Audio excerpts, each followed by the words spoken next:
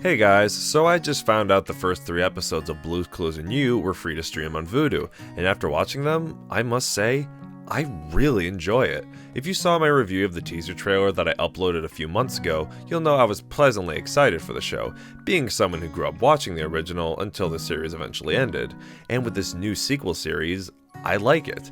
Let me get this out of the way. Yes, I said sequel series, because this new character Josh is actually Joe and Steve's cousin, and he's taking care of everyone while Joe's away, which makes perfect sense. And even better, Steve and Joe both make great cameos in the first episode, where Steve is actually an investigator and Joe works at the present store. And that's such a great idea. I already love the investigator idea because Steve Burns once said in an interview a few years ago that he would love it if Steve actually went on to be a detective like Columbo whilst still looking for clues, which is just adorable. And yes, there are a few changes here and there, like the handy dandy notebook is not only a notebook, but on the other side is also a cell phone, which they can use to call friends and take pictures, which is really odd looking back on generation-wise, but I'll get to that in a minute. Now, something I was scared of going into this was the fact that these weren't new adventures, but instead reimaginings of past episodes, which I thought would damper the show's credibility at first, but in a way, it kinda works. This isn't made as a cash grab like most remakes lately, or a way to grab people's attention for nostalgia purposes, even if the show succeeds in that. But I feel like this is a show that has stories and lessons that bear repeating in a world we live in today, and I don't really think there's anything wrong with that. It's a pleasant retelling for children of a new generation, and I'm more than excited for children to watch again. Now let's talk about Josh for a second. He's not Steve or Joe, obviously, but he's actually really great in this role. He has soft and gentle moments and is an entertainer like Joe, and there's a lot of innocence, wholesomeness, and charisma just like Steve. But he makes it his own and really gets it down. If I had kids, I would want this guy to be an example of an idol for my children, as Steve and Joe were for me when I was a kid. Not to mention, he's probably the best singer out of the 3, as the show takes full advantage of that with him using his guitar, and his voice can either be a good jamming tune or soft and soothing, which feels perfect. And hey, believe it or not, there are a few things I think the show does better than the original. For one, the backgrounds are much more pleasant to look at. There's an increase in contrast and vibrancy, there's more detail to them, and so much polish. Obviously, the original had backgrounds that were resemblant of felt, and it's done with computer polish now, but it still looks nice. Not to mention, the songs sound a little better.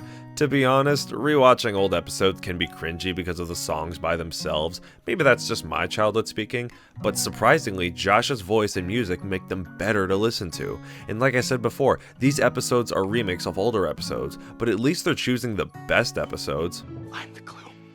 Okay, I'm the first clue. You know, I've always wanted to be a clue, and I've waited for so long, and then now, finally, it's here. I love all the episodes in their own right, but these ones so far are the remakes of some of my favorites. I'm gonna give away a spoiler here, so you've been warned, but they remake the episode where Mr. Salt and Mrs. Pepper have a new baby, but it's not Paprika or Cinnamon since this is a sequel, but they have a new set of twins, Sage and Ginger, and the delicacy of seeing the babies for the first time is handled even better than the original, and I'm in such a good mood from these 3 episodes alone. And since these are remakes, there are certain things that make it weird generation-wise. The second episode is a remake of when Magenta comes over, and in the original the third clue was a Polaroid camera, but since the notebook is also a phone that can take pictures, the third clue is simply the notebook. And that's a really interesting change, but I've accepted a while ago that smartphones should be in modern cartoons. Some of the best moments from the first episode are simply seeing Steve and Joe get excited over Josh learning how to play Blue's Clues, because as funny as they make it, Josh has no idea how to play. Did you figure it out? What was it, milk in a cup? With a paper straw? Always a paper straw. Yeah. And keeping in tune with the original with a few new additions, a lot of the humor comes in from the weird but playful innocence of the host. Do you think Blue wants me to smile? Is that it? Did I just figure it out? Nah, I smile all the time.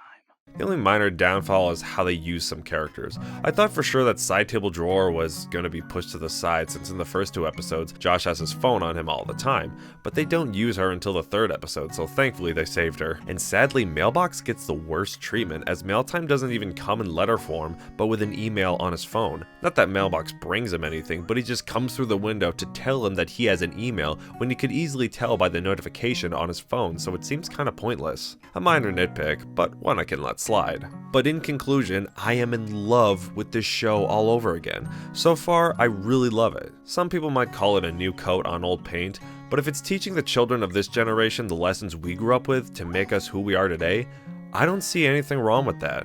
So far, I really love this show. Yes, I am 23, and again, I will proudly watch each new episode when they come out. If everything positive I've said in this video checks out with you, I implore you to watch this series and even show your kids. If the Grover to our parents can be the same as what Joe and Steve are to us, I would be more than happy if Josh can be our kid's idol.